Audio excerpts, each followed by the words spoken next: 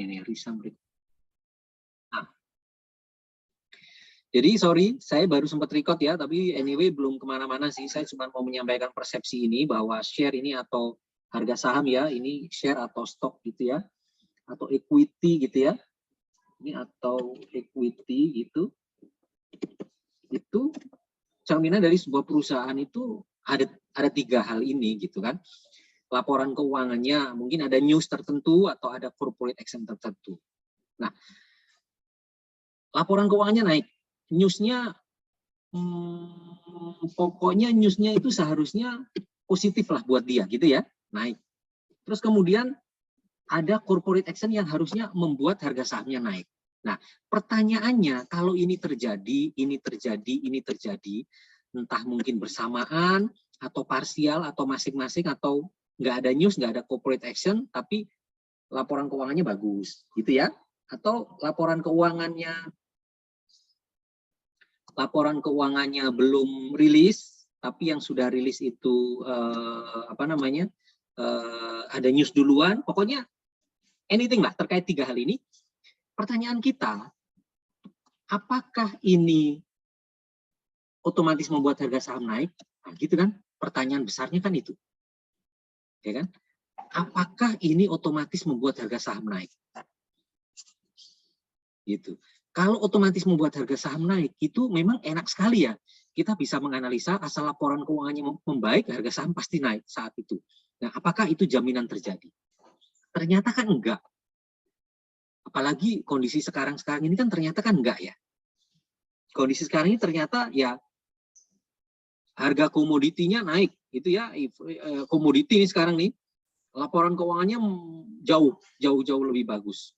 Contohlah kayak CPO, jauh membaik, tapi ternyata harga sahamnya nggak naik-naik juga. Artinya dari tiga hal ini yang mempengaruhi secara langsung seharusnya harga saham suatu perusahaan itu ternyata nggak bisa directly gitu loh. Pada faktanya ini, de facto-nya tuh nggak mekanisme ini tuh tidak terjadi sedemikian otomatisnya gitu.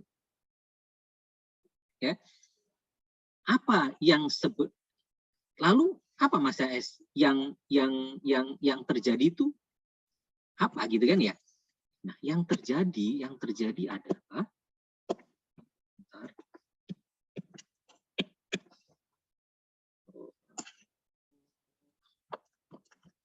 ya.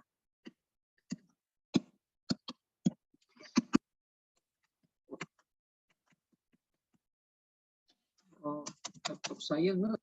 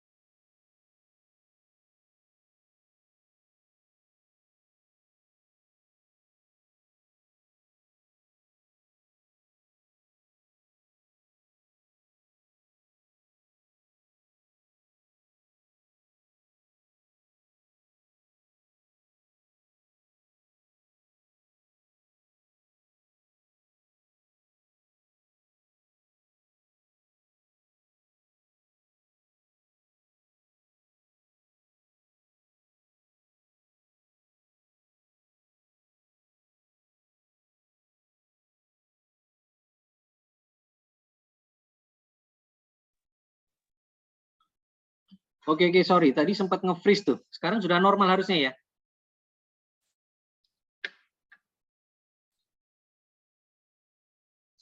Oke. Nah, ini saya pakai laptop anak saya nih. Laptopnya Windows. Supaya saya bisa coret-coret. Laptopnya touchscreen yang pakai pen. Biasanya kan saya pakai si MacBook. Kalau MacBook nggak pernah ngehang nih. Sekali-kalinya pakai Windows langsung ngehang ini. Parah juga ini Windows. Oke. Oke. Jadi memang kurang besar ya. Kalau gitu saya ambil mic itu dulu deh. Mic sebentar. Mic apa extension. Sebentar.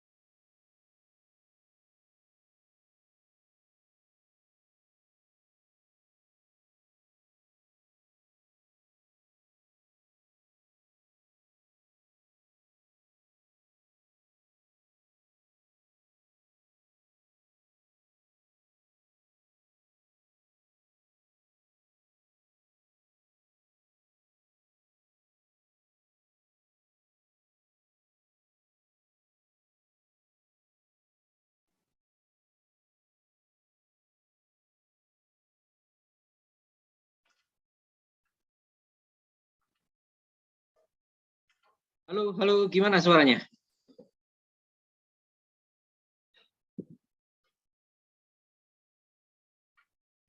Oke ya, udah oke ya? Oke ya. Oke, saya lanjutkan ya biar cepet. Nah, jadi tadi saya lanjutkan ya. Mekanisme ini kan memang nggak otomatis berlaku. Ini tadi saya coret-coret.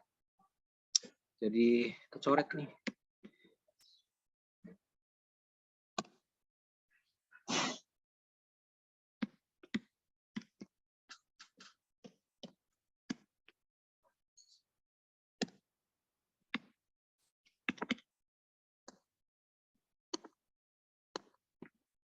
Ya, sebentar.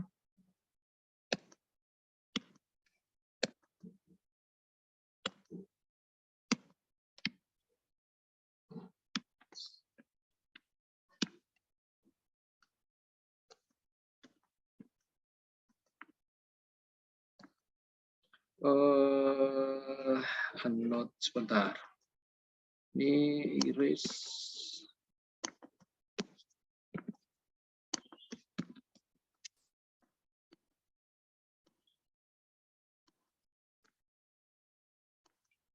Sebentar ya, sorry.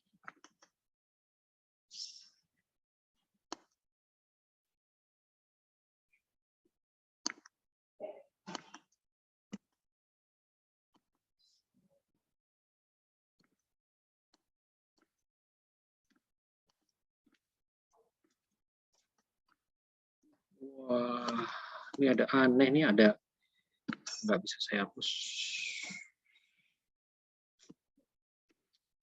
Oke deh, gini saja lah, kelamaan.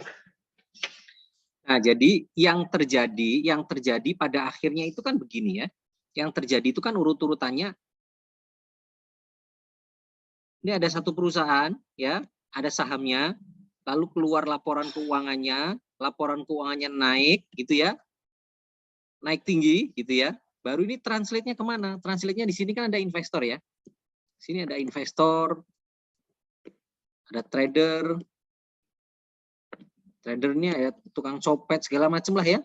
Investornya ada fund siapapun di sini yang ini beli sahamnya. Artinya ada inflow. karena dibeli maka harga sahamnya naik. Nah, jadi kalau LK-nya bagus, ya, kalau laporan keuangannya ini bagus, saya rubah warna. Ini kalau laporan keuangan ini bagus, maka mekanismenya bukan harga sahamnya langsung naik, itu memang bukan. Ya, yang terjadi di pasar itu memang dia kok kesini dulu. Dia harus mampu men-trigger investor, trader, dan segala macam orang yang berpartisipasi di pasar ini untuk membeli saham. Setelah investor gede-gede, trader, copet beli sahamnya, ya, beli sahamnya dalam jumlah besar, ada inflow, maka harga sahamnya naik. Jadi kira-kira begitu. Itulah mekanisme yang terjadi di pasar.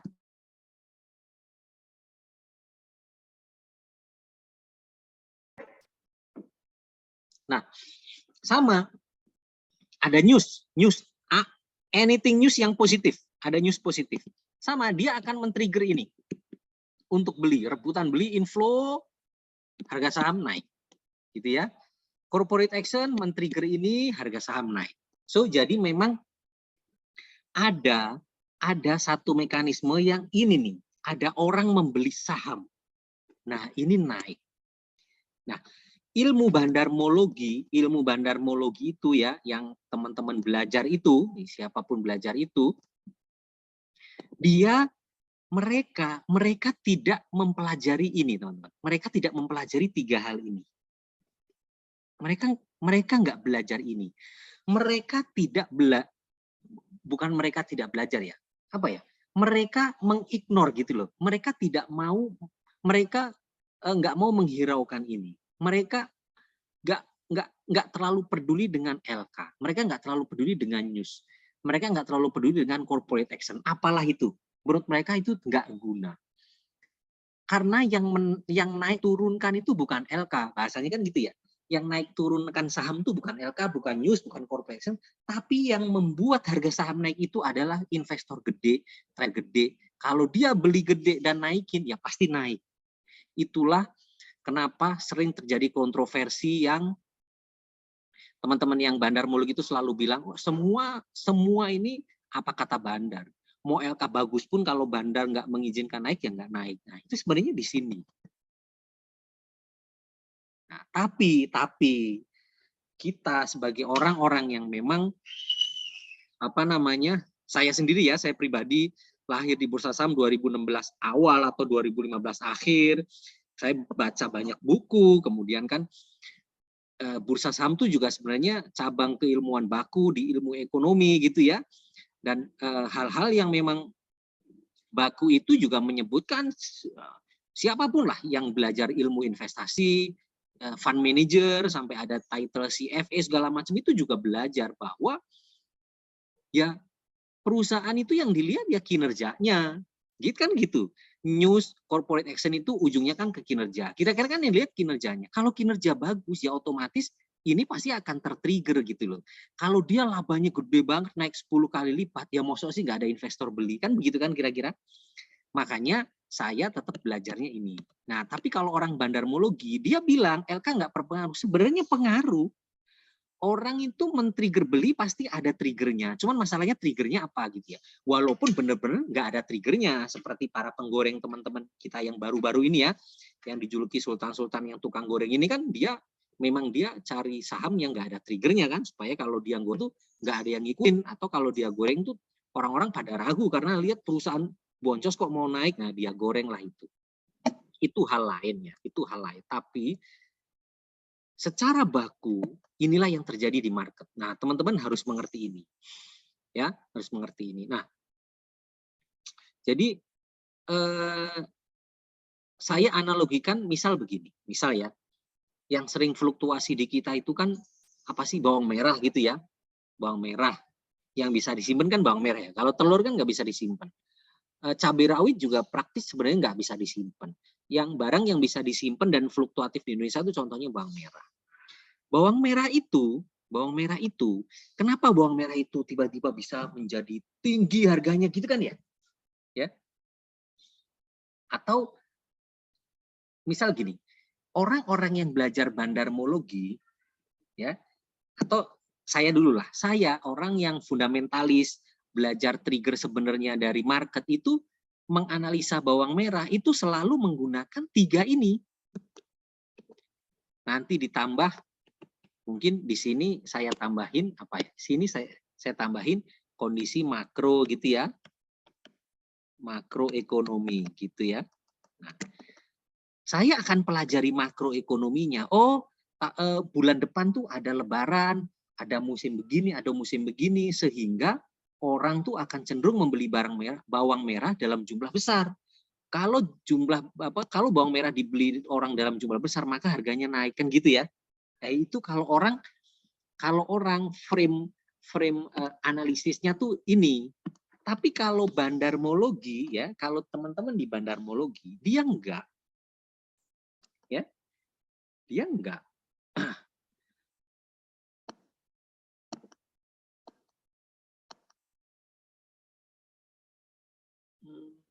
Sebentar.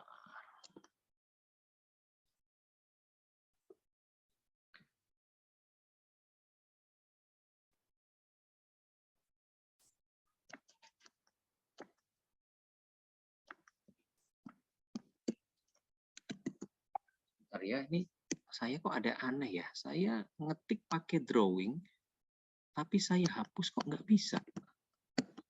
Nggak ada oh, aneh. Lah, ikut-ikut ke sini dia. Sebentar ya, guys, sebentar ya. Biar saya gampang jelasinnya. Ini saya agak-agak bingung nih.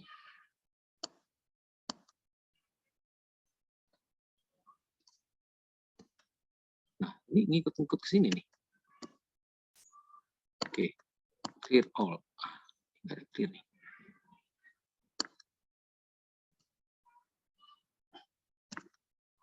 Naik ya. Eraser.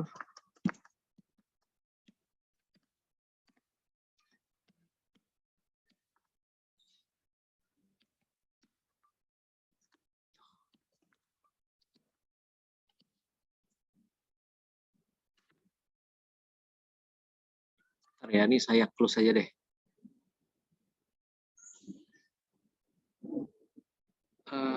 Don't save. Saya buka lagi. Sebentar, saya buka lagi. Saya buka file lagi.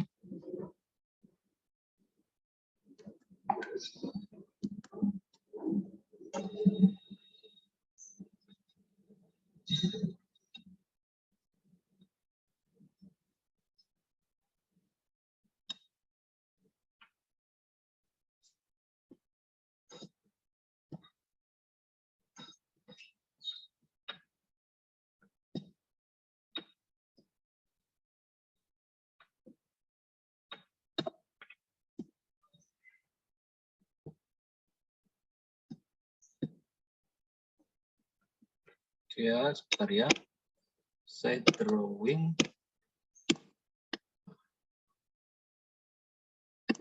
Udah bisa dihapus nih. Tuh, ini udah normal nih, sebentar ya. Oke. Nah, saya lanjutkan. Analogi yang tadi ya. Analogi yang tadi.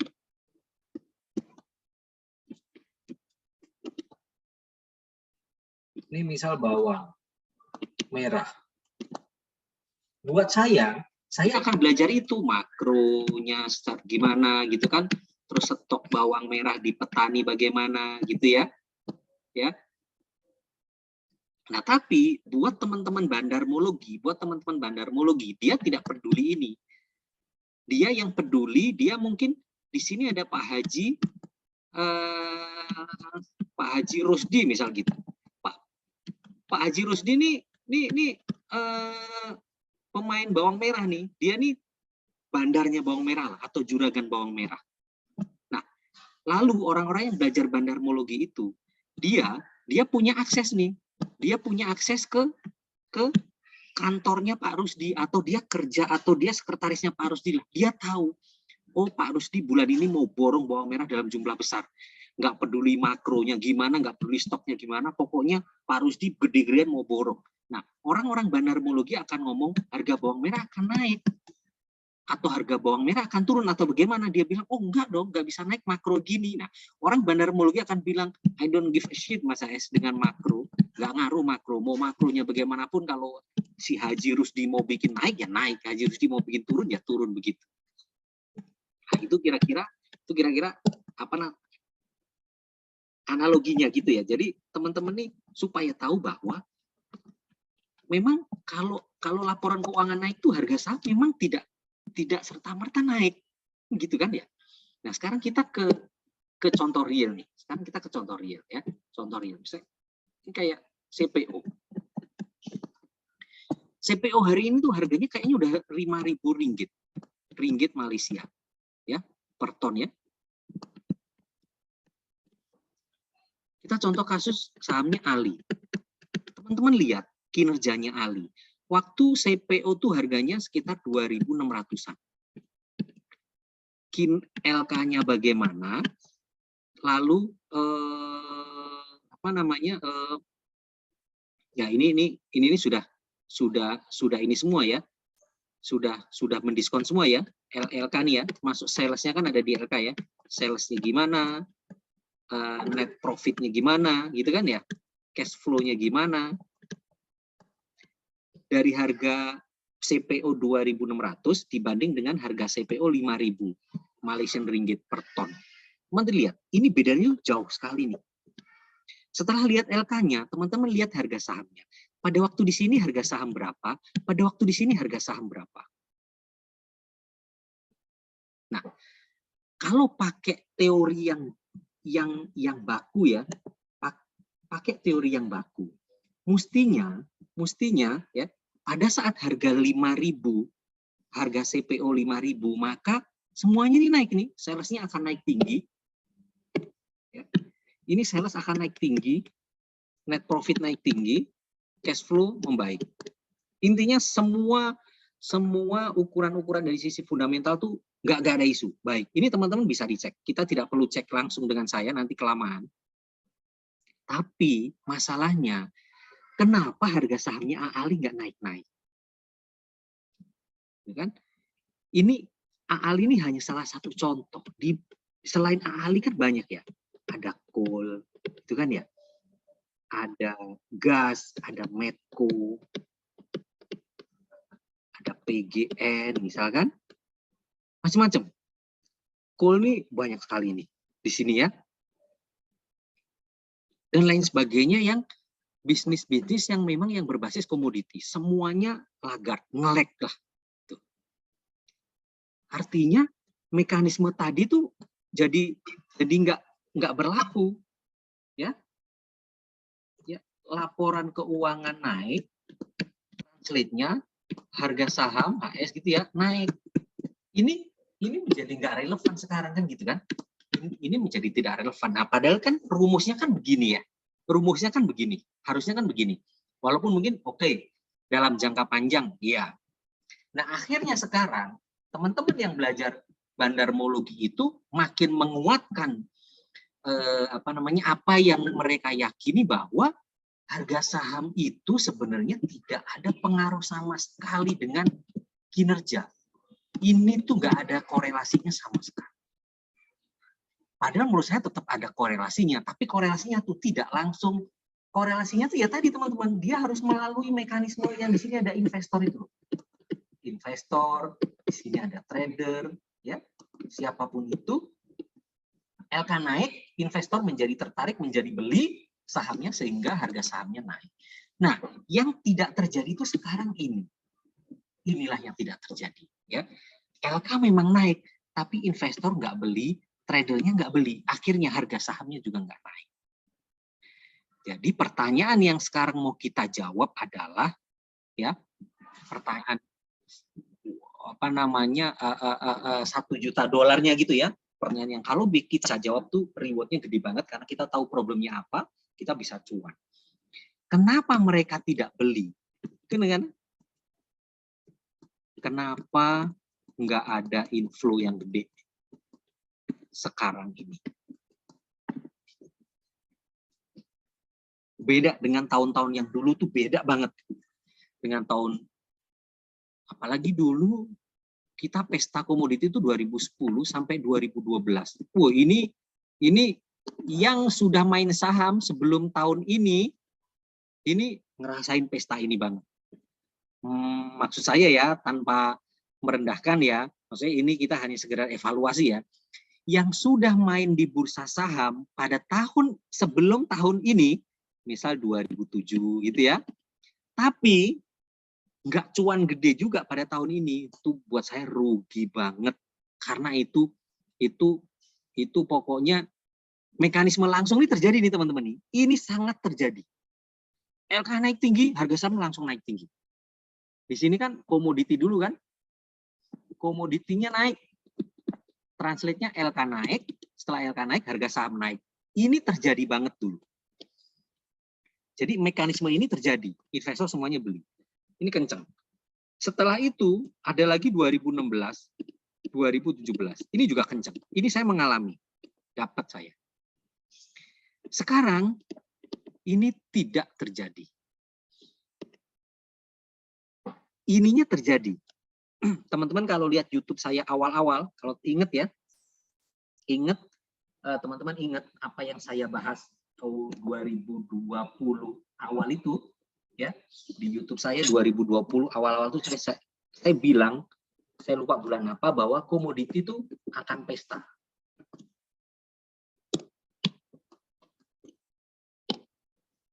Ya, komoditi akan naik tinggi seperti 2010-2012. Saya bilang kok, clear, saya bilang ini, dan ini benar-benar terjadi hari ini. Komoditinya ya teman-teman ya, komoditinya. Tapi share price-nya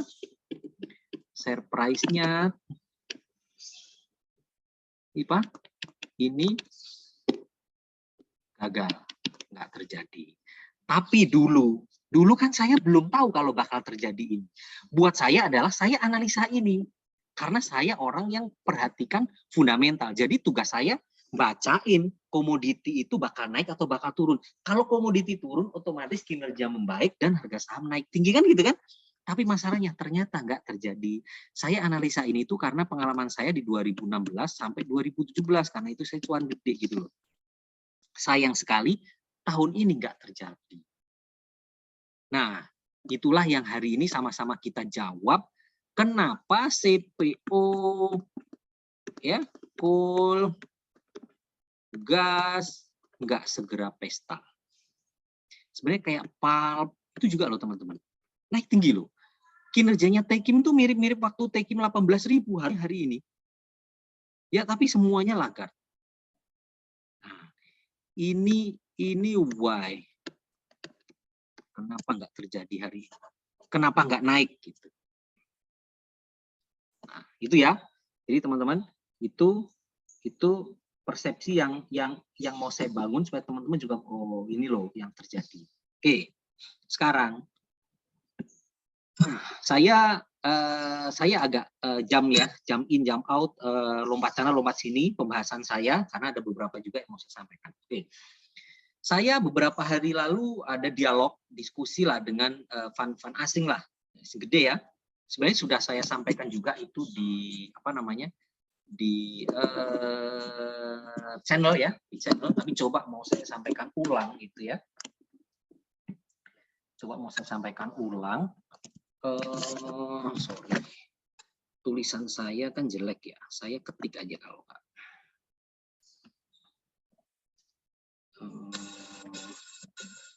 Oke. Jadi pertama, fantasi khususnya Eropa. Ya, most likely ya, kemungkinan besar tidak akan beli CPO. Tidak terkecuali. Oke ya. Mereka masih membeli coal. Sejauh mungkin dicari coal, dicari coking coal. Apa itu coking coal? Coking coal itu adalah coal untuk industri mineral, logam mineral gitu aja ya, logam mineral. Siapa aja? Adaro. Adaro itu sudah diwakili ADMR ya. Ini tambang yang di Australia itu sudah lama sekali jelaskan ya. Ada IPMG. Bumi itu sebenarnya punya juga cookingnya. Nah nanti dan lain-lain teman-teman yang berkecimpung langsung di coal nanti bisa kasih masukan juga ke kita sebenarnya siapa saja yang memang mainnya tuh di coal gitu ya. Mainnya di cooking. Terus mereka sangat bisa dibilang mendapatkan kredit poin yang negatif gitu ya, kira-kira nilainya turun gitu loh ya, gara-gara kinerja buka. Gimana? Keluar ekspektasi mereka yang diharapkan naik, tiba-tiba seperti 2022 mereka kemungkinan akan keluar dalam jumlah besar jika masih ada posisi di digital, teknologi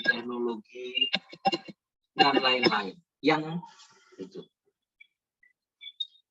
Mereka keluar ya, kenapa mereka keluar? Karena mereka secara sadar sebenarnya justru saya sering ingatkan ke teman-teman ya, mereka sadar bahwa contoh nih misalnya DCII ya, lah. Pokoknya yang sudah mahal-mahal lah ya, mahal-mahal tapi bukan yang ecek-ecek gitu ya. Asing ini mereka hitung dalam 2 tahun ke depan perusahaan-perusahaan ini pun kemungkinan kecil untuk menghasilkan profit atau yang setara dengan profit. Yang setara dengan profit itu mungkin ya size bisnisnya, kliennya, apapun itu yang kira-kira bisa segera dikonversi menjadi profit dalam waktu dekat yang layak untuk menjadi alasan harga sahamnya tuh di level kira-kira gitu. Jadi mereka tuh sudah nagih sebenarnya. Mereka tuh sudah nagih kinerjanya tuh kayak gimana sih gitu loh. Nah, 2022 ini yang cukup mengejutkan saya karena pada stock pick kita terakhir kan saya kan kecenderungannya cobalah kita ikuti market kan gitu ya. Tapi ternyata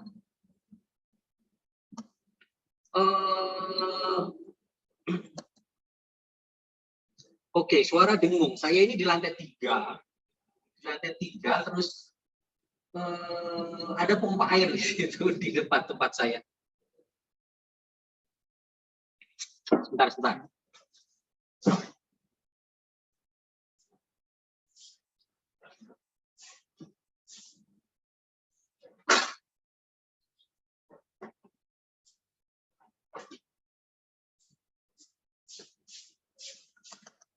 Misal lagi rumah saya di Pejaten, kebetulan ada poolnya. Kayaknya anak-anak di bawah lagi renang ya. Ya overflow-nya dinyalain, jadi pompa air saya nyala terus nih. Oke, 2022 itu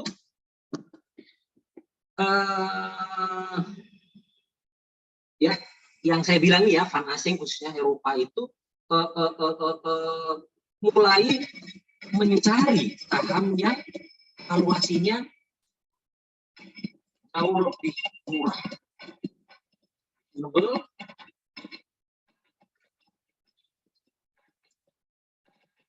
dengan kinerja yang bagus.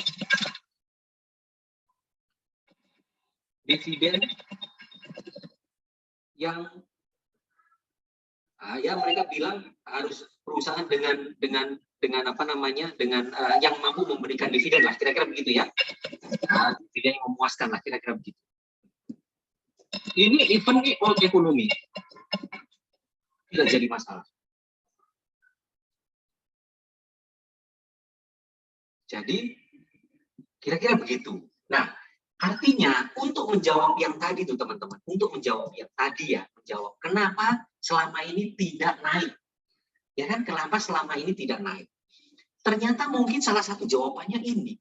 Ya, salah satu jawabannya, ya ternyata mereka ini selama ini tuh nggak beli gitu loh. Ini fund-fund asing gede-gede ini mungkin selama ini mereka nggak beli. Mungkin mereka selama ini ikut-ikutan goreng-goreng digital, saya juga nggak tahu. Gitu ya. Bahwa asing ada itu asing ada. Tapi kalau saya lihat, asing itu kan selama ini kan di BCA, gitu kan ya? BCA, BRI. Sini-sini aja kan terakhir-terakhir mereka coba baru ke Telkom. Ya, BBNI. Mereka muter-muter di sini. Komoditi belum banyak gitu. Atau komoditi mereka malah trading aja gitu kan. Inflow di Adaro lumayan, tapi yang lain-lain belum. Jadi mungkin salah satu jawabannya adalah ya memang kemarin itu tidak ada inflow.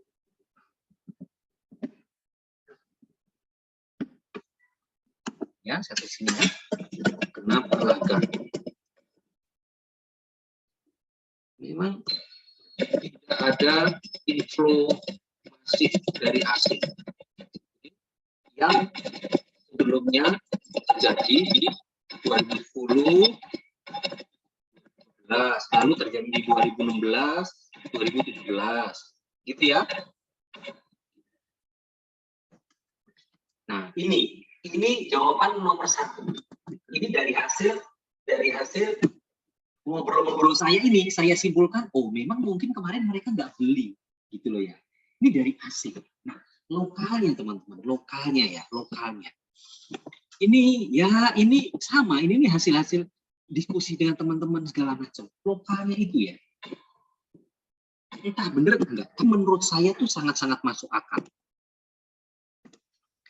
Nih teman-teman, sejak kasus Jiwasraya ya, dan Asabri, dua ini ya, plus sebenarnya sebelum dua kasus ini kan sudah ada kasus-kasus gede ya, kayak Mina Padi gitu kan ya, Mina Padi. Sebelum Mina Padi itu dulu ada Narada ya. Sejak kasus ini terus kesini ya, bola saljunya, terus akhirnya geng bencok nggak ada, gitu kan ya, Heru Hidayat nggak ada. Sejak mereka ini kena, itu likuiditas lokal tuh memang drop, teman. Di fund, posisinya ada di fund. Di retail enggak, di retail tuh masih rame. Apalagi sejak COVID, retail tuh rame, tapi fund ini ngedrop banget. Sejak kasus ini, dua orang ini nggak ada.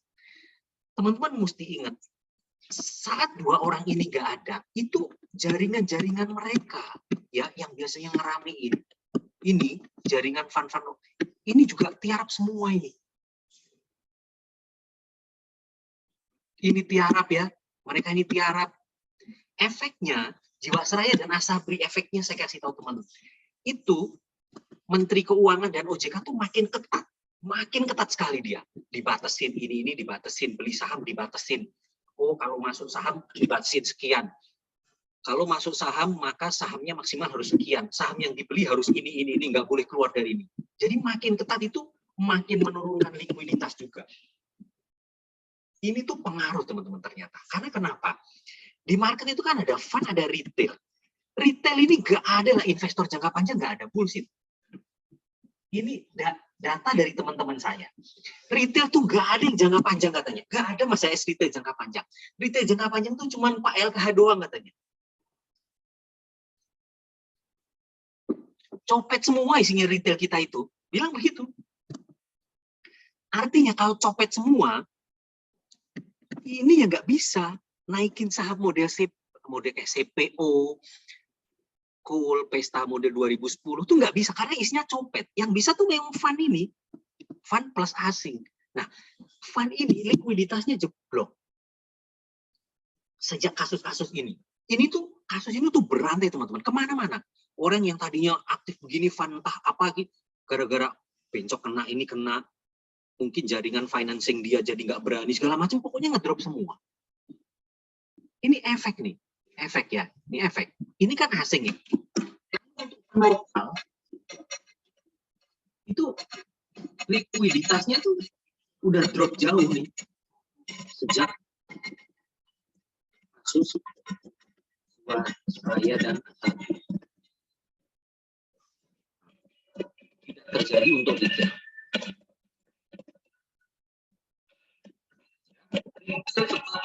Ramai, apalagi sejak COVID, sejak pandemi. Tapi 96% retail adalah introvert. Itu dia. Tidak bisa naik juga, gitu loh. Itulah yang selama ini terjadi. Yang saya lihat selama ini terjadi, ya sudahlah gara-gara ini. Oke, ada satu lagi namanya ESG, ya kan? ESG, ya, ini environment ya, social, ini governance, ya.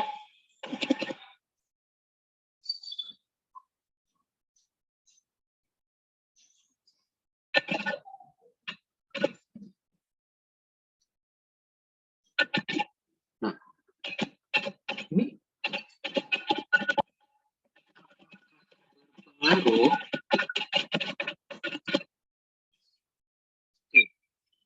Apakah berpengaruh? Nah, jawabannya itu dari sini lagi. Nah, kita sekarang lompat ke sini lagi nih teman-teman. Kemarin waktu dialog itu ada satu pesan sebenarnya cukup kuat pesannya dari tim fund asing tuh, mereka bilang mereka tidak akan beli CPO sih memang.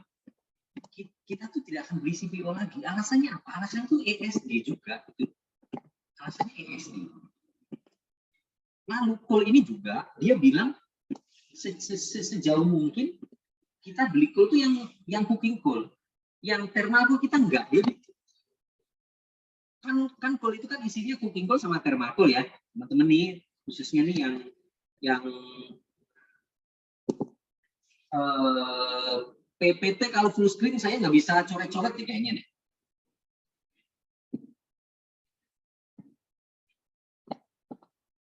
Jadi teman-teman yang baru di saham ya, kalau call itu kan ada dua.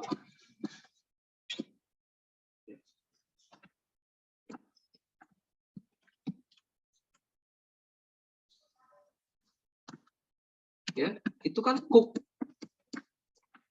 ini sama thermal. Ini untuk mineral dan logam, peleburan. Ini untuk PLTU. Katanya kemarin mereka bilang, ya asing ini mereka bilang, mereka belinya hanya ini. Mereka ini hindari gitu. Alasannya apa? Alasannya ESG juga. Cuman pertanyaannya apakah benar-benar ESG itu? Nah, itu juga menjadi pertanyaan saya juga. Apakah benar-benar mereka menerapkan ESG? Nah, saya punya data. Nanti, maksud saya, nanti kita bisa mengkombinasikan. Mengkombinasikan tuh maksud saya, kita tahu mereka sudah berkomentar, mereka nggak akan beli CPO, mereka nggak akan beli thermal coal. Tapi mereka masih beli begini gitu kan. Terus kita lihat ESG itu sebenarnya terjadi apa enggak. Jadi nanti kita dari dua itu teman-teman bisa ramu, oh kira-kira saya kalau mau all out tuh di mana. Kenapa persiapan all out? Masalahnya ini tuh kayaknya nih sudah mulai terjadi nih teman-teman. Ini loh, tuh. Ini loh. Mereka tuh udah mau rebalancing ke all out ekonomi tuh bakal menarik menurut saya. Ya, dari informasi terakhir itu, ya nanti sambil berjalan kita lihat marketnya ya. Tapi contoh kayak hari ini teman-teman lihat ITMG itu kuat loh. BBRI itu kuat. Gitu.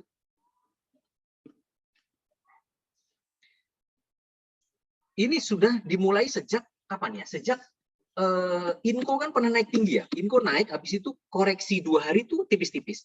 Besoknya setelah Inco naik, UNTR tuh naik lumayan.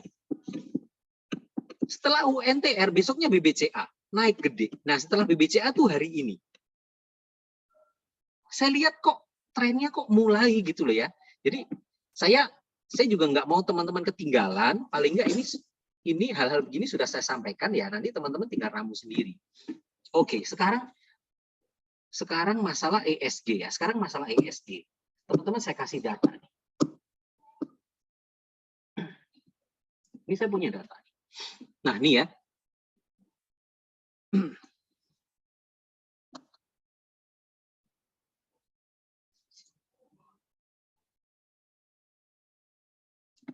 ESG Investing and Climate Transition, Market Practice, Issues and Policy Consideration.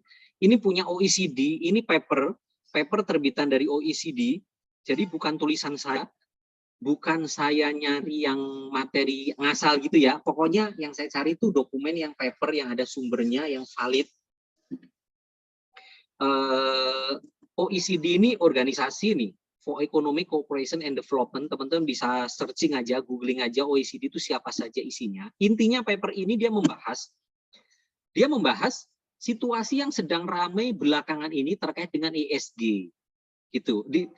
Dia tuh sama kayak kita lah, posisinya dia tuh mempelajari sebenarnya sejauh mana sih ESG investing itu, sejauh mana sih ESG itu digunakan atau diaplikasikan dalam kegiatan investasi di dunia ini. Itu, intinya isinya itu. Tapi paper ini tuh ratusan lembar. Banyak data-data pendukungnya gitu, yang intinya mereka meriset secara mendalam ESG itu lebih berat ke environment-nya, environment tuh yang diukur apa-apa saja, detail sekali gitu. Tapi buat kita kan kita tidak perlu detailnya. Pokoknya intinya mereka tuh pengen menunjukkan kepada pembaca paper ini bahwa ESG investing tuh sejauh mana sih sebenarnya hari ini. Nah, kira-kira begitu ya. Nah, ini saya cuplik saja ya. Saya cuplik saja. Kira-kira tuh begini teman-teman. Kan S sama G-nya itu social sama good governance-nya itu tuh sudah terjadi cukup lama. Sudah terjadi, tapi environment tuh mendapatkan porsi yang lebih besar. Ya, di sini pada paragraf kedua nih ya, the environmental A pillar score of ESG rating is being increasingly used as a tool to align investment with a low carbon transition. Jadi sekarang tuh sebenarnya ESG itu lebih ke environment. Jadi environment itu mendapatkan bobot yang besar saat ini dalam porsi ESG. Kira-kira begitu ya.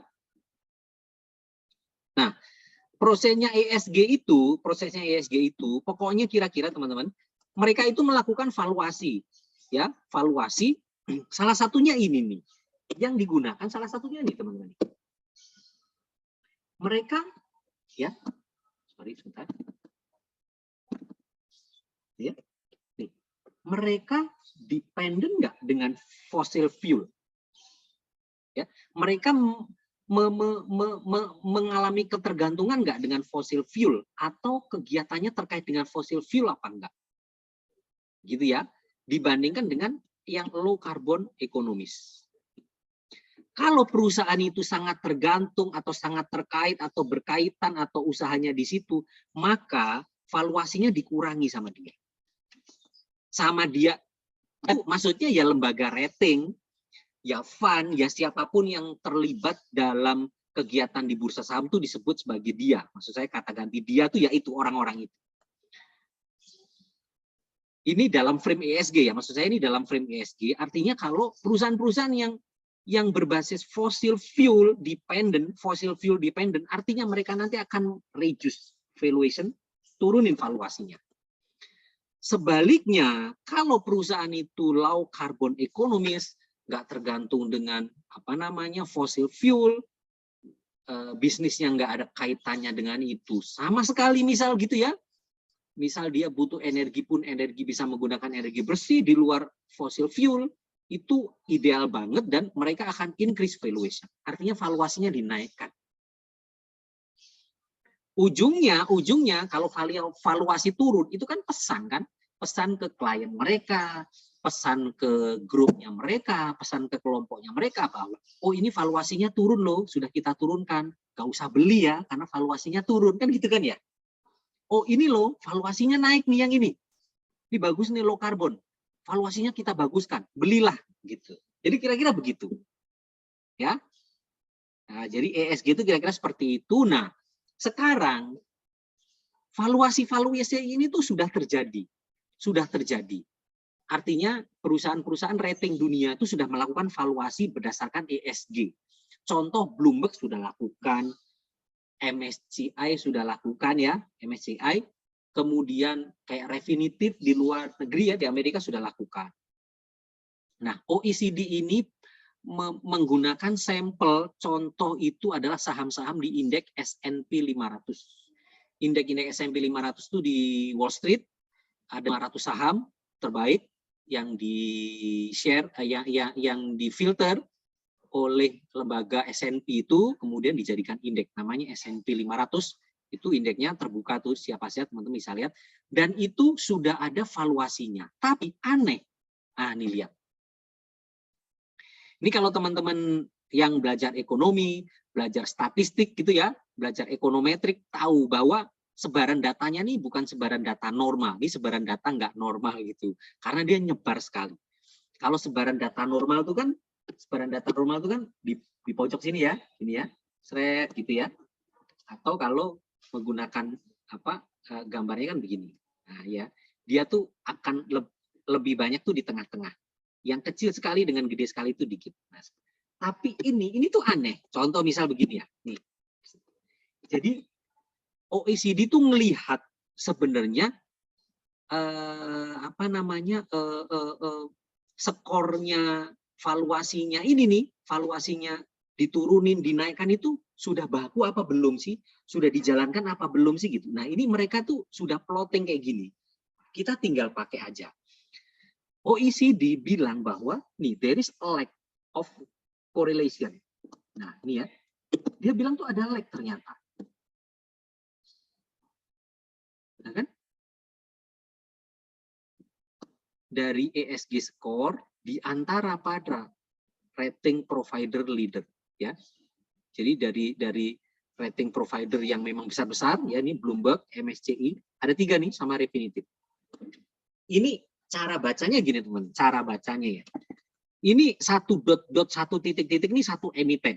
Ini kalau Bapak hitung, teman-teman hitung ini ada 500 titik persis. Ini saham-saham di S&P 500. Gitu ya. Provider's name in the legend corresponding to Y axis when at the left and X axis when at the right. Contoh, kayak ini warna biru ya, Bloomberg versus MSCI. Bloomberg-nya tuh kan di sebelah kiri, disebut di kiri, maksudnya disebut duluan ya di tulisan ini. Berarti dia sumbu Y. MSCI-nya sumbu X gitu. Nah, sekarang kita lihat, misal saya mau lihat yang ini. Saya mau lihat saham yang ini. Ini entah nih saham apa ya. Yang ini aja nih. Nah, ini kan biru ya. Ini ya teman-teman ya. Berarti ini cara bacanya Bloomberg, kan Bloomberg sumbu Y ya. Bloomberg memvaluasi perusahaan ini itu cuma berapa nih? 25. Kecil sekali ya. 25 tuh suruh strong sell kali menurut Bloomberg. Tapi menurut MSCI gede banget nih. 85%. Aneh kan ya? Aneh nggak? Aneh banget ya. Ada satu company divaluasi oleh Bloomberg dan divaluasi oleh MSCI menggunakan alat valuasi yang sama, yaitu ESG, tapi hasilnya sangat bertolak belakang. Satu bilang 25 poin atau persen, satu bilang 85 poin. Nah, teman-teman harusnya sudah bisa mikir dari sini. Ini ada aneh gitu loh. Ini kan apa ya? Artinya ESG ini belum bisa menjadi tools baku yang dipandang secara objektif kan? Kan gitu kan ya kira-kira. Ini kan lebih dipandang secara subjektif jadinya.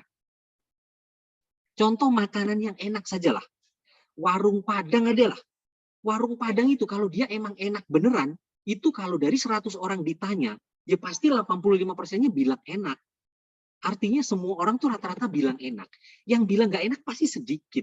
Itu tuh objektif. Yang bilang nggak enak tuh mungkin dia tuh memang nggak suka rumah makan. Mungkin dia tuh sama dia nggak suka makanan Padang, jadinya ngomongnya nggak enak gitu. Tapi ESG ini aneh. Ada lagi nih misal, Refinitiv versus Bloomberg. Berarti Refinitiv sumbu Y, Bloomberg sumbu X. Nah, sekarang saya mau lihat yang ini. Gitu ya. Ini Refinitiv bilang 85 poin. Bloomberg-nya bilang cuma 22 poin. Aneh kan? Jadi kalau saya simpulkan dari sini teman-teman, kesimpulan saya tuh ESG itu sebenarnya belum baku-baku banget gitu loh. Jadi sebenarnya harusnya tuh yang membuat coal nggak naik-naik, CPO nggak naik-naik itu bukan melulu karena ESG. Menurut saya tuh enggak. Menurut saya karena memang belum ada inflow aja, mungkin kemarin gara-gara mereka tuh suka goreng-goreng di situ. Teman-teman tahu nggak? Itu si Schröder tuh nyangkut dibuka banyak loh itu. Pusing itu big boss-nya tuh. Orang dia bilang, ya nanti ada GoTo ya, jangan sampailah kesalahan kemarin terulang. Kayaknya beli buka tuh sesuatu yang buruk banget kemarin, salah banget gitu. Nah, jadi ini share saya ya tentang ESG. Belum pernah ada yang share ini dimanapun, nggak ada yang ngomongin ini. Ini teman-teman supaya paham, supaya tahu bahwa ini di S&P 500 loh ini. S&P 500, indeks di Amerika. Yang perusahaannya itu bukan perusahaan ecek-ecek. Maksud saya, kalau dia ESG-nya bagus, pasti sekelas Bloomberg dan MSCI itu pasti sepaham gitu loh. Kan Bloomberg MSCI kan kelas atas juga dong. Mosok bahas perusahaan jauh beda leg-nya, kan berarti tool-nya memang belum baku kan gitu kan. Jadi problemnya memang tool-nya belum baku. Nah, nanti kalau grafik ini muncul lagi entah tahun kapan, kalau dia kumpulnya di tengah begini, nah ini kalau saya tarik garis gini ya, dia ngumpulnya di tengah segini, ya udah, itu udah pas banget itu. Tapi selama dia masih nyebar begini, nah ini artinya belum baku. Oke ya, kembali lagi. Saya kembali lagi ke sini.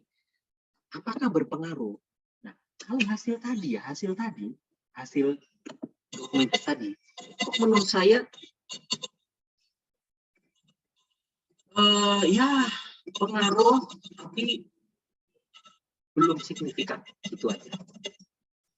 Belum sesuatu yang mengerikan lah, harus ESG itu menurut saya enggak. Gitu teman-teman. Ya, begitu. Nah, terus saya lanjutkan. Nah, karena ini old economy ya, karena sudah mau masuk ke old economy, saran saya ya, so ngumpulin apa gitu kan?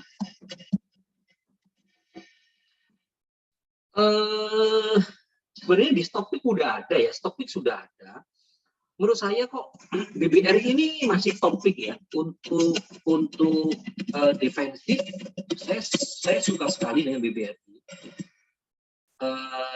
Dengan BBCA sudah beri all time high. Buat saya BBCA sudah all time high walaupun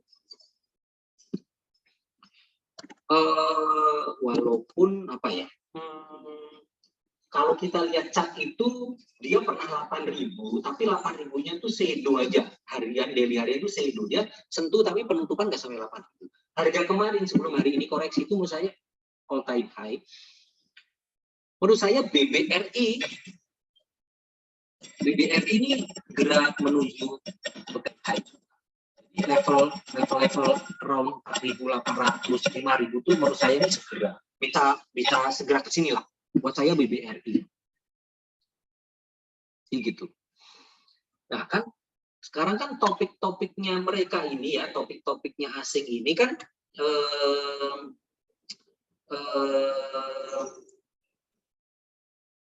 mereka kan akan lakukan switch gitu ya, switch ke dengan kriteria kan old economy. Mereka sebenarnya cukup ini teman-teman, cukup eksplisit menyebut all ekonomi. Kenapa mereka eksplisit menyebut all ekonomi? Supaya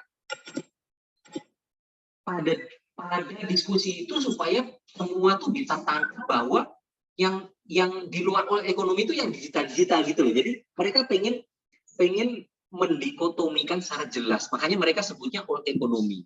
All ekonomi dengan kinerja yang bagus dan valuasi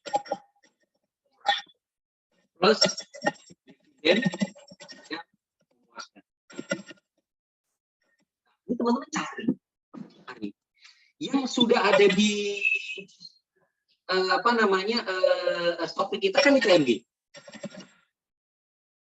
gitu ya. Teman-teman bisa cari yang lain. Gitu. Menurut saya kayak UNTR itu bagus. Ya, saya kalau kayak kita omong kosongnya, ya omong-omong ini lah.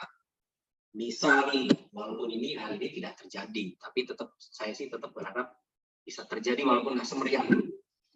Kalau kita pakai model-model 2010 gitu ya, pesta-pesta komoditi 2012 gitu ya, ITMG sekarang tuh ya, teman-teman ya, ITMG sekarang itu mestinya tuh udah 60.000 lah harusnya.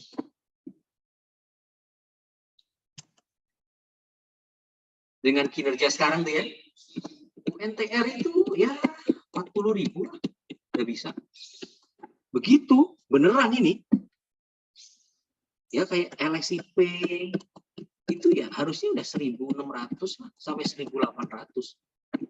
Ali ya 2.000-an gitu, 20.000.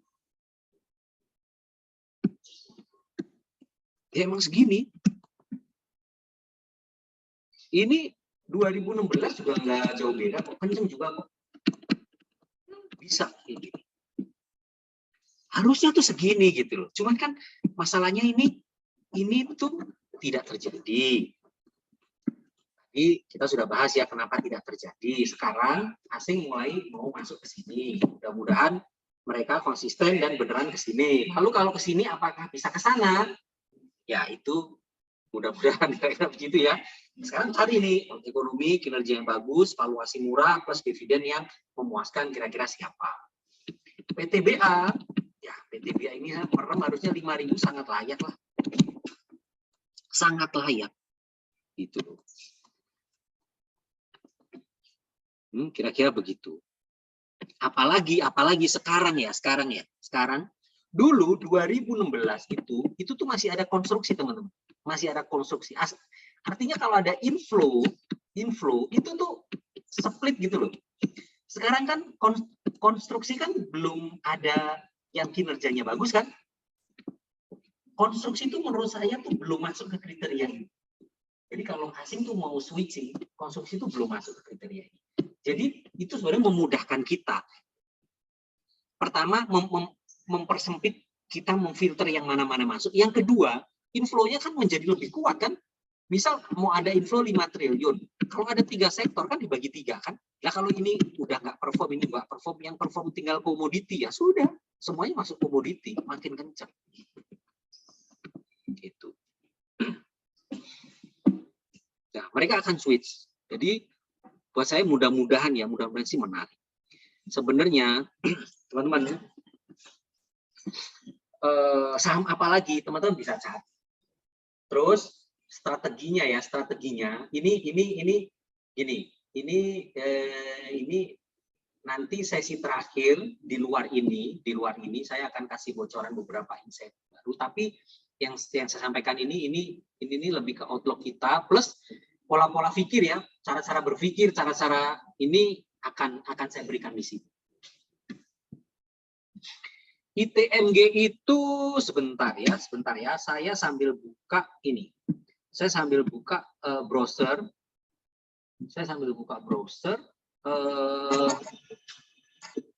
Saya lihat dulu ya.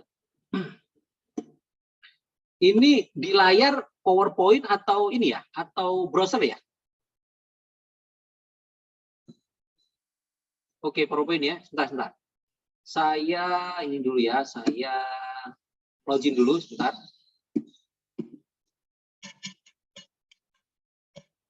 Nanti kita hitung sama-sama.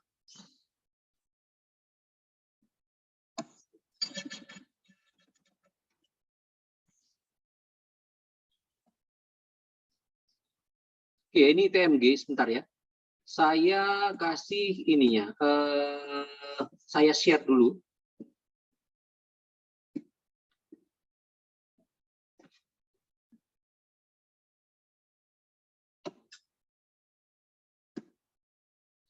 Oke, sudah kelihatan ya sekarang ya.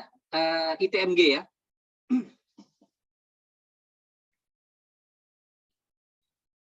Oke, ITMG sudah kelihatan. ITMG sudah kelihatan. Terus ITMG kan LK full years-nya kan belum terbit. Sekarang kan baru LK. Lah, sini lagi. Sorry. Nah, sekarang kan yang terbit kan baru LK ini. Baru LK 9 bulan. Nih ya, teman-teman ya. Teman-teman lihat ini net profit dia sampai dengan 9 bulan itu 3,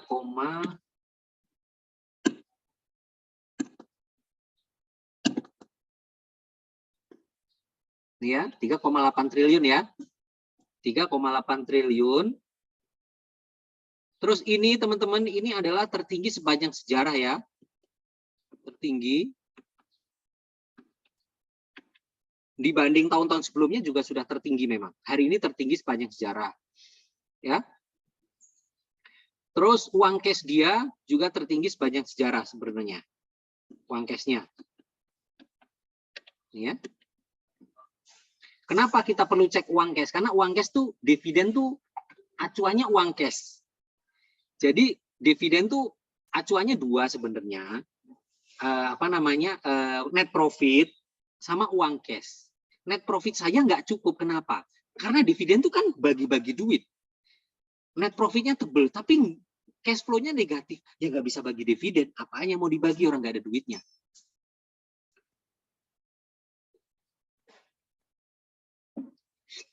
Kira-kira begitu ya. Nah, menurut informasi yang saya dapatkan, full years-nya si ITMG, kalau ini kan baru full years secara hitung-hitungan pro rate aja nih ya. Kalau menurut info saya tuh full years-nya sekitar 6T.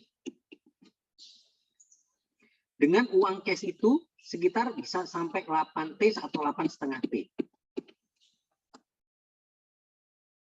Nah, ini contoh misal ya. Misal, ITMG itu sepanjang sejarah proven terbukti bahwa dia bagi dividennya itu dividen payout ratio, ya DPR-nya ya, dividen payout ratio-nya itu 100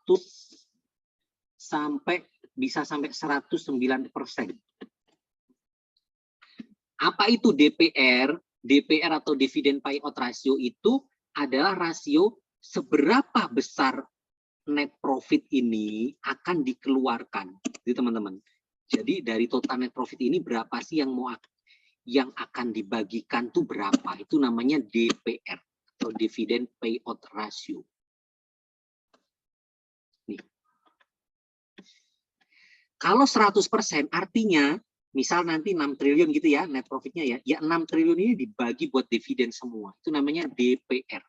Bukan yield. Kalau yield nanti dibagi dulu per lembar berapa baru dibandingkan dengan harga saham. Itu maksudnya yield.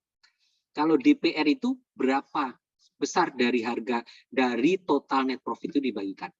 Nah, ITMG absen tidak membagikan 100% hanya saat kemarin pandemi. Ada alasannya adalah untuk jaga-jaga. Kalau dunia ini memburuk kondisinya, masuk ke dalam jurang pandemi, resesi, depresi, pokoknya parah lah. Bertahun-tahun, nah dia ada duit pegangan, wajar dong ya, wajar orang bersiap-siap begitu. Tapi tahun ini semuanya sudah baik-baik saja. Dan di luar ekspektasi, pendapatan dia naik tinggi karena permintaan. Menurut saya, tahun ini bisa di angka ini lagi, bagi-bagi dividennya. Ya, taruhlah misal 6 triliun lah ya, 6 triliun dibagi. Oke, 6 triliun dibagi. Pada harga hari ini, penutupan hari ini, market share-nya tuh 23 triliun nih, 23,8. Let's say lah 24 ya, 24 T. Dibagi 6 T. Ya. Kebalik. Faktor pembaginya di bawah ya. 6 T.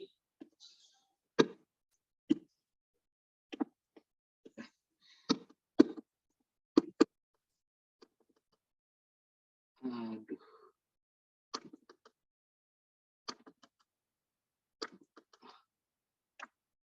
Ini apa sih? Sekali sih.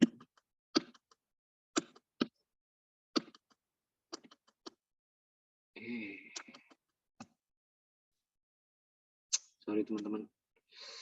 Sorry.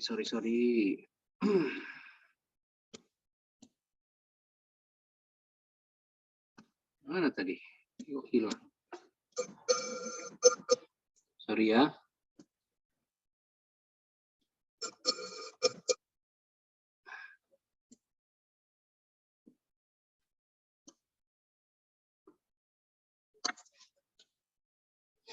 Ya.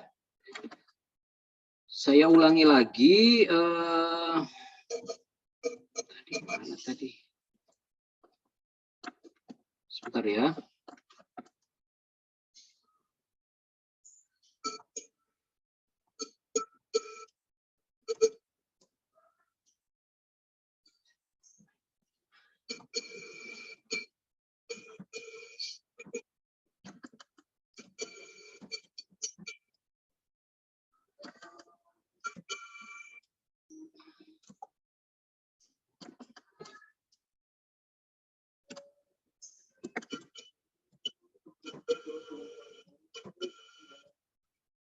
Mana nih? Zoom saya kok hilang.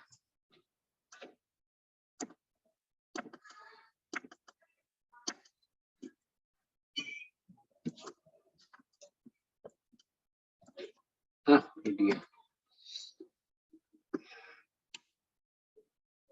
Sorry ya, bentar ya. Ini buat nulis ke layarnya mana tadi kok hilang?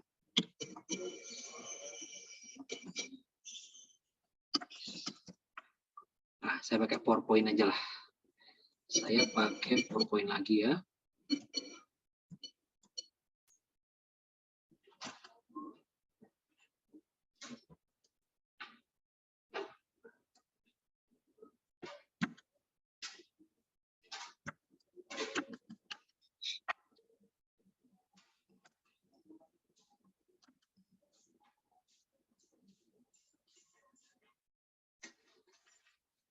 Saya pakai PowerPoint lagi sebentar.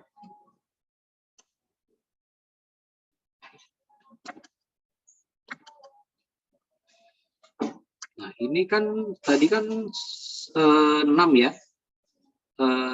Misal dia DPR-nya misal yang dibagi 6 triliun. Dibagi 24 triliun. Misal sudah naik nih.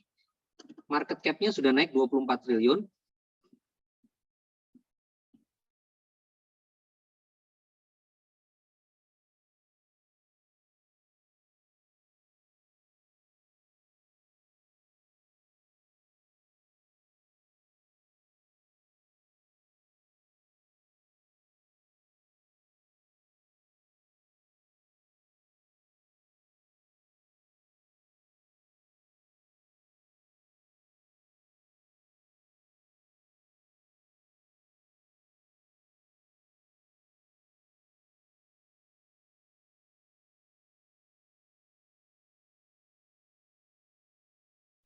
Oke ya, sorry ya. Sebentar tadi ada interrupt sebentar.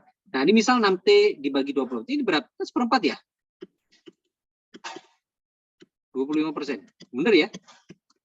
Tuh, gede sekali kan ya? Ya, besar sekali ya. Ini dividennya. Memang segini. Jadi kalau ITMG itu DPR-nya 100% aja. Misal 6 triliun dibagikan semua.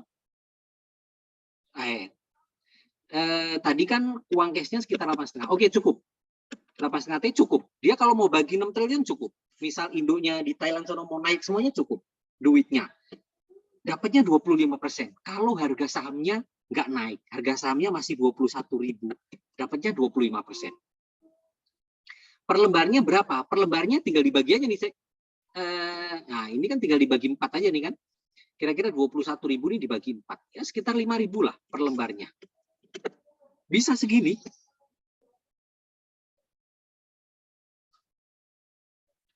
Nah, terus ada satu lagi, hitungan yang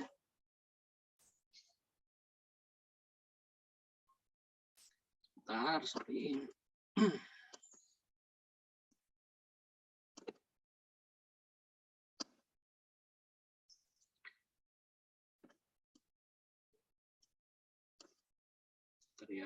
Sorry. Ada satu lagi hitungan yang perlu kita cermati itu terkait ini. ITMG itu 2 kali dia. Bagi dividen namanya interim dan final.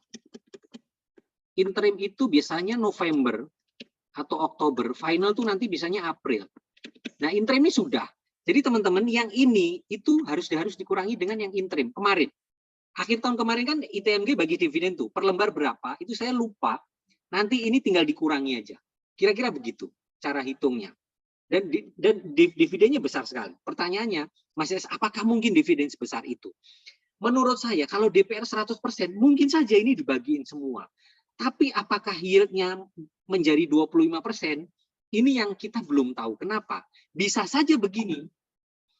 Menjelang dividen, harga sahamnya tuh naik terus. Harga saham akan naik terus. Misal naiknya ke 30.000. Ya kalau ke 30.000 berarti tinggal berapa persen? 6 bagi 30. Tinggal 25%. Tinggal 20%. 20% dikurangi kemarin sudah dibagi berapa? Nah, ini tinggal berapa persen? Gitu loh. Jadi seringkali tuh harga saham tuh naik duluan sebelum pembagian, jadinya membuat si yieldnya itu ya nggak sebesar ini gitu, karena faktor pembaginya menjadi beda kan, faktor pembaginya kan menjadi lebih besar karena harga sahamnya naik. Nah, kira-kira begitu. Itu khusus untuk ITMG ya. Teman-teman nanti bisa cari sendiri. Teman-teman bisa cari sendiri gimana Mas AS carinya dan cara memonitornya. Ini saya mau kasih lagi satu mindset. Satu mindset bisa disebut mindset, bisa disebut strategi yang teman-teman bisa praktekkan ya, bisa praktekkan. Ini nanti teman-teman oke. 1.218. Nah, ini kan tinggal teman-teman hitung aja. Kalau misal per lembarnya 5.000 dikurangi 1.218 masih berapa tuh? 3.000. Nah, 3.000 kalau harga sahamnya 23.000 misal masih berapa persen itu? Masih gede kan? Masih belasan persen. Itu pasti asing bakal ngejar itu. Ngejar. Hari ini tuh sudah terlihat sebenarnya ITMG kuat sekali. Dari kemarin tuh dia tuh kuat. Itu contoh. Nanti teman-teman bisa lihat. Oke ya, sekarang saya tambah. Ini mindset penting.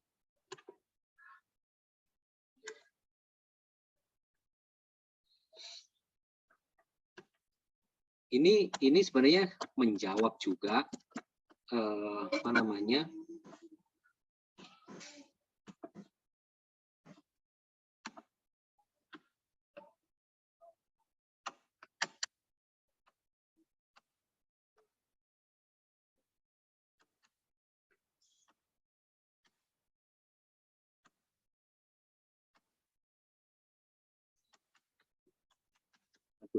sorry gangguan terus ya. Bisa nggak bisa nulis di sini ya? Nah, ini ya.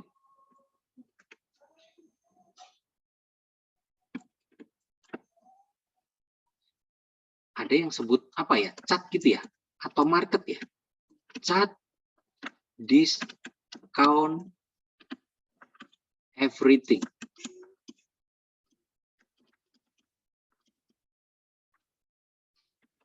Ini ilmu yang digunakan orang-orang teknikal, sehingga orang teknikal mereka menyebut bahwa fundamental itu nggak penting. Nah, inilah ilmu yang mereka gunakan. Bisa chart, bisa price, kadang-kadang menggunakan price discount everything atau market discount everything. Pokoknya gitulah kira-kira ya. Maksudnya apa Mas ES? Maksudnya begini. Harga saham ITMG kuat, gitu ya, kuat. Lalu naik dengan volume yang besar. Ini itu sebenarnya sudah cerminan dari everything. Entah ada news, entah mau ada CA, entah mau ada dividen gede, gitu ya. Kan? Entah mau ada dividen gede, entah mau ada akuisisi, entah LK-nya bagus, gitu ya. Entah mau jadi bank digital, apapun itulah, ya. Entah LK-nya naik berkali-kali lipat. Ini kan semuanya kan banyak sekali nih ya. Ini kan saya sebut diganti oleh everything. Ini tuh sebenarnya sudah tercermin dari chart. Itulah kenapa orang-orang teknikal itu bilang selalu fundamental nggak penting. Kita lihat chart, dia bilang begitu. Memang kondisinya begini. Nah, kita ini akses informasinya kan tidak sehebat fund kan ya. Atau kita ini kadang-kadang kita tuh akses informasi itu parsial. Misal grup kita, grup AIC, AIC tuh taunya informasi dividen sama LK, tapi dia nggak tahu informasi mau ada proyek baru. Oh ternyata di sana tuh ada grup apa? Dia LK sama dividen nggak tahu, taunya tuh apa gitu kan? Informasi itu kan parsial beredar kan? Nggak semua orang tuh bisa nge-grab dapetin semua info. Nah, misal yang kita dapat tuh cuma 2 info ini. Yang lain itu kita dari mana, gitu kan? Yang lain itu teman-teman lihat market aja, gitu loh. Cara ini tuh saya gunakan. Saya punya info ini, tapi saya tidak punya info yang ini.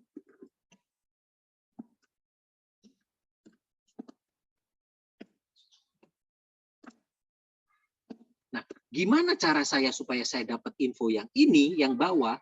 Ya cara saya adalah saya lihat market. Nah, kalau sahamnya itu sideways, menguat dengan volume yang tinggi, menguat lagi volume gede, koreksi sedikit, saya punya ini, berarti ini tuh pasti bagus nih, gitu loh teman-teman. Nah, maksud saya cara ini tuh teman-teman gunakan untuk ngecek ini, ngecek info saya ini loh. Saya sudah jelaskan nih sampai sedetail-detailnya hari ini ya. ESG saya jelasin semua, saya jelasin fund begini begitu saya jelasin semuanya nih. Teman-teman bantu dirinya sendiri dengan cara cek marketnya. Misal naksirnya apa? Ya, ada RU lagi kah, ITMG atau PTBA kah? Teman-teman cek. Apakah ada benar-benar ada inflow nih? Apakah perilakunya saham PTBA memang perilaku mau uptrend nih? Itu dicek. Gitu. Nah, itu saya lakukan teman-teman. Jadi mari kita sama-sama lakukan nih sekarang nih, gitu.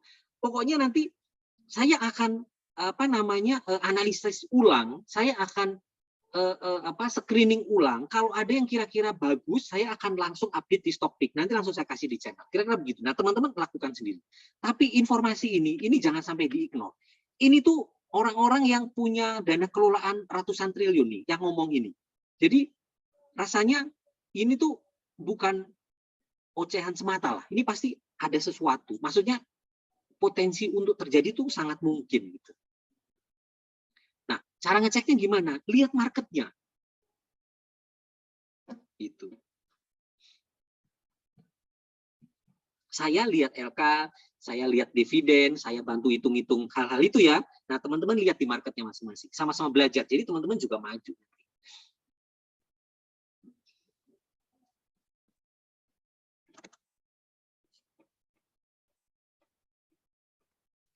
Gitu ya kira-kira ya. Oke, itu materi dari saya. Terus Ini sudah jam 17.51 ya. Besok sore kita sambung lagi, oke. Besok sore kita bikin lagi. Hari ini rekaman nanti akan saya upload ke YouTube. Seperti biasa nanti hanya pakai link saja.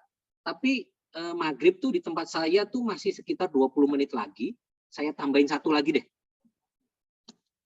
Saya tambahin satu lagi, tapi ini di luar yang tadi ya, di luar yang saya bahas yang pertama tadi. Ini beda di luar itu sama Li, dan ini kan kemarin saya bilang ya, ada nggak potensi yang bisa di BBHI kan gitu kan ya kira-kira ya, BBHI kan oleh siapapun lah yang berkepentingan, artinya yang digoreng gitu loh ya, ada nggak kira-kira? Dulu BBHI saya bilang harga di 400, orang takut karena teman-teman lihatnya sudah naik dari harga 200, gitu kan ya. Sama BBYP juga, karena saya kasih taunya tuh saya bahas harga udah 700 karena dia naik dari 250 menjadi takut. Ternyata sekarang kayak begitu gitu. Apakah saya berani sampai hold setinggi ini? Saya juga nggak berani BBHI gitu loh. Tapi ya cuan lumayan lah gitu, kira-kira begitu. Ada member yang cuannya gede banget, ada sampai belasan miliar, ada dari BBHI, ada di AIC ada gitu. Nah, saham yang saya bagikan ini tidak untuk langsung di HK, tidak untuk dibeli langsung, tapi ini sekedar knowledge buat teman-teman, karena harga sahamnya juga sudah naik tinggi. Oke. Tapi ini knowledge, someday ini kejadian, teman-teman sudah tahu.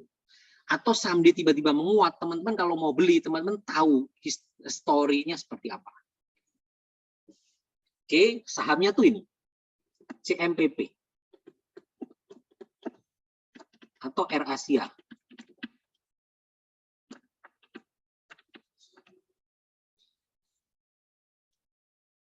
Gitu ya.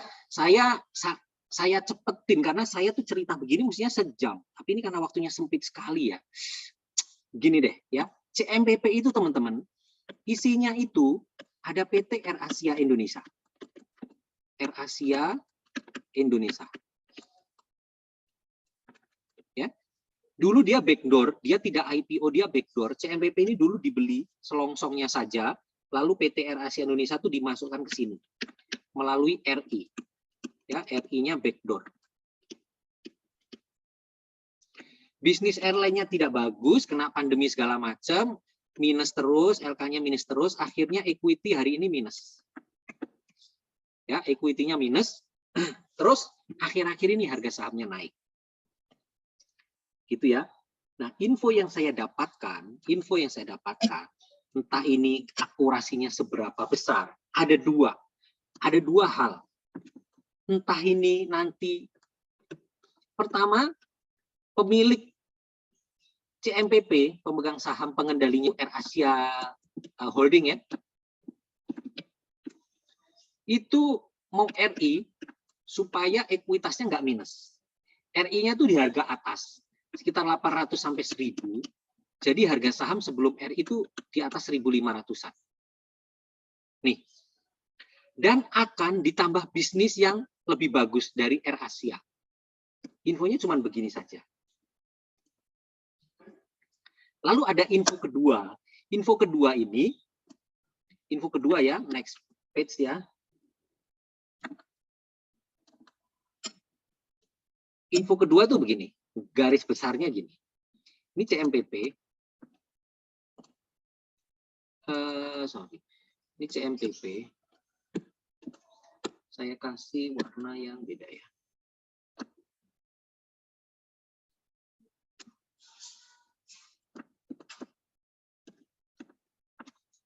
CMPP kan pemegang sahamnya AirAsia ya. Holding. Saya sambil lihat data ya.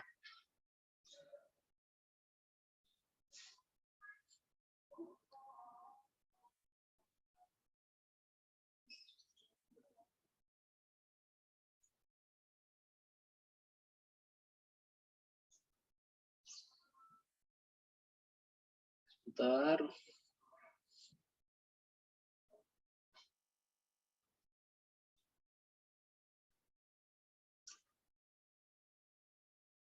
Pemegang sahamnya tuh Air Asia Investment dan PT Versindo Nusa Perkasa. Ada dua sih, pemegang sahamnya itu ada dua. Tapi setahu saya tuh ujungnya tuh ke sini, Air Asia Investment atau holding sini. Jumlahnya itu signifikan banget, 98% kalau nggak salah. Publiknya tuh ya cuma 2% aja. Dikit publiknya, makanya dia tidak terlalu liquid. CMPP itu tidak punya bisnis langsung karena dia hasil backdoor. Di bawahnya itu ada PT Air Asia.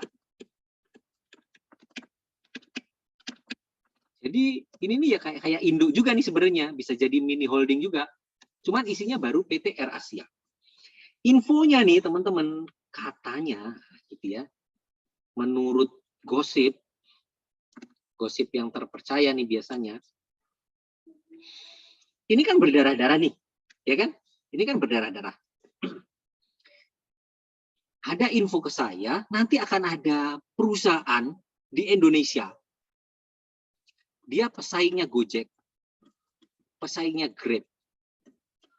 Namanya saya belum tahu, tapi bisnisnya sama kayak ini. Dan yang pasti dia berani bakar duit buat ngelawan dua ini. Berani bakar duit gila-gilaan lah. Sama seperti gila-gilaannya dia bakar duit di Air Asia zaman dulu. Teman-teman pasti tahu lah ya, yang generasi-generasi yang sering flight tahun-tahun 2000, ya 2007, 2008 tuh ya, Air Asia ya, itu gila-gilaan dia bakar duit. Kita bisa terbang harga 40.000, 50.000 itu. Dia berani bakar duit triliunan, puluhan triliun untuk ngelawan dua ini. Perusahaan itu nanti ada di Indonesia. Ini nanti akan dimasukkan ke sini. Itu. PT entah apa ini. Nah, setelah itu masuk, katanya ada kemungkinan ini dikeluarin. Masukin ke sini langsung. Gitu. Jadi ditukar aja. Ini dijual ke sini, dia bayar duit ke sini, CMPP punya duit buat beli ini dari dia. Gitu aja. Misal nih harganya 20 triliun. Air Asia Holding bayar ke CMPP 20 triliun gitu kan. CMPP punya duit 20 triliun tapi udah nggak ada isinya. Terus CMPP beli nih PT ini seharga 25 triliun dari dia. Jadi ini masuk sini, ini masuk sini, nggak ada duit yang berpindah akhirnya. Katanya begitu. Ya gosipnya sih bisa 5.000. Nah, ini nggak tahu bener atau enggak, tapi itu yang terjadi saat inilah. Pokoknya ini yang lagi hits, yang lagi rame itu. Perusahaan ini, teman-teman, perusahaan ini itu di Malaysia sudah rame.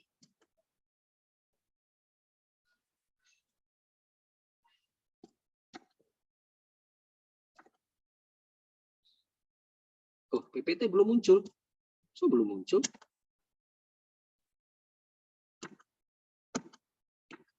Nah, ini ya.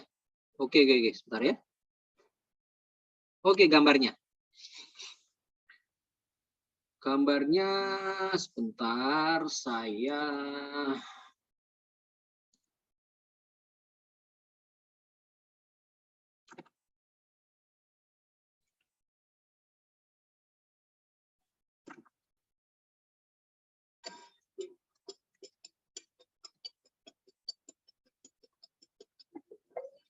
wah, ini di Ando udah nggak bisa.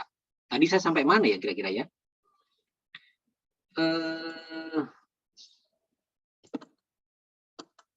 Saya ulangin deh ya. Sorry ya. CMPP itu kan isinya PT Air Asia. Dia tuh kayak semi holding gitu ya. Ini tuh bukan PT yang ada aktivitasnya. Dia nggak ada aktivitasnya. Dia dimiliki oleh Air Asia Holding. Air Asia Investment lah. 98%. Publik cuma 2%. Gitu ya. Nah, option pertama kan ini. Option pertama ini, nomor 1 ini, bakal RI, harga RI-nya. Kenapa dia RI? Karena equity saat ini tuh minus. Jadi dia tidak bisa beroperasi kalau equity-nya minus begini. Nggak mungkin kan? Aneh kan? Ya, sekarang ini. Nah, nanti akan ada perusahaan seperti Gojek, Grab, ini dia proses masuk ke Indonesia. Sekarang tuh sudah ada di Malaysia, gede. Ini dia akan masuk ke Indonesia, mau ngelawan ini, kuat-kuatan bakar duit. PT ini, PT apa ini, itu nanti akan ditaruh di sini. Menjadi sebuah perusahaan teknologi. Besutannya AirAsia buat ngelawan Gojek dan Grab di Asia, di ASEAN ya. Khususnya di Indonesia, karena Indonesia pasarnya gede. Optionnya adalah nanti akan ditukar. AirAsia ini ditarik lagi ke sini. Dia tetap beroperasi Indonesia, tapi sahamnya dipegang langsung oleh holding. Gitu loh. Jadi dibeli ulang gitu. AirAsia Limited beli AirAsia, misal dia beli ini dari CMPP 20T, dia bayar ke sini 20T. CMPP punya uang 20T, tapi ini udah ditarik ke sini. Kosong kan dia? Nah, duit 20T dipakai untuk beli ini. Masuki. Mungkin mekanismenya entah pakai apa, nanti pakai RI atau pakai apa, kira-kira begitu. Nah, isinya nanti menjadi perusahaan teknologi begini, selevel dengan Gojek, selevel dengan Grab, sama-sama kuat bakar duit. Dia bilang, daripada gua bakar duit di airline, triliunan juga, perusahaan yang tidak disukai market, perusahaan konvensional, mending gua bikin ride begitu ya, online transport yang bisa divaluasi tinggi oleh market, sama-sama bakar duit. Nah, mereka begitu. Ya, katanya sih bisa 5.000 harga sahamnya.